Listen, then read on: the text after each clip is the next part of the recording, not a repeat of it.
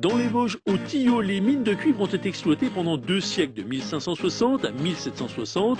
Aujourd'hui, ce site historique accueille 20 000 visiteurs par an, des visites qui peuvent se faire aussi de nuit pendant les vacances scolaires.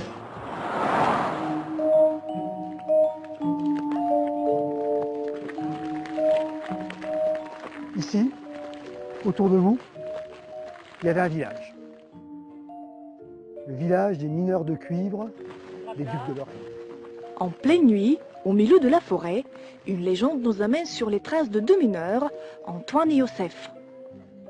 Une fois qu'ils sont équipés, Antoine et Joseph prennent la direction du porche de la mine. Ils savent qu'ils quittent le royaume de Dieu et des hommes pour pénétrer dans le petit monde du peuple de la terre.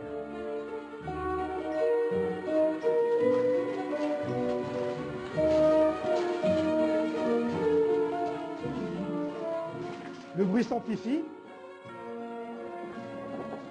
Ils voient apparaître un chariot qui se rapproche d'eux pour s'arrêter à quelques mètres. Et à ce moment-là, ils s'aperçoivent que personne ne pousse le chariot. Le chariot avance tout seul. Les 2 amis reculent contre la paroi, terrorisés. Entourés de roches rubigineuses, les yeux grands ouverts, petits et grands absorbent chaque mot du guide. Immersion complète dans la vie des mines de cuivre du Tillot pour une visite nocturne enchantée. Un knocker, c'est un knocker.